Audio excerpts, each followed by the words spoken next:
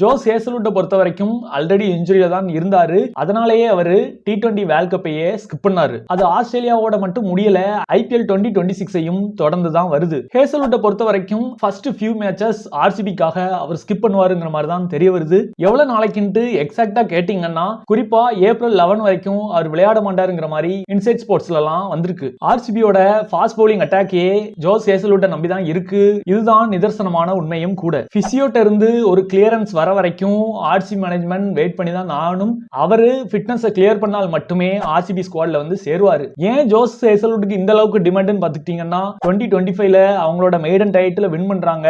அதற்கு பவுலிங்ல பெரிதும் உறுதுணையாக இருந்தது ஜோஸ் ஹேசல்வுட் தான். இன்ஃபேக்ட் RCBயோட லீடிங் விக்கெட் டேக்கராகவும் அவர் தான் இருந்தாரு. ஓபனிங் சில மேட்சஸ்க்கு ஹேசல்வுட்டும் SRH கேப்டனான பேட் கமின்ஸும் வரமாட்டாங்கிற மாதிரி ஆஸ்திரேலியன் தரப்புல இருந்து சொல்லியிருந்தாங்க.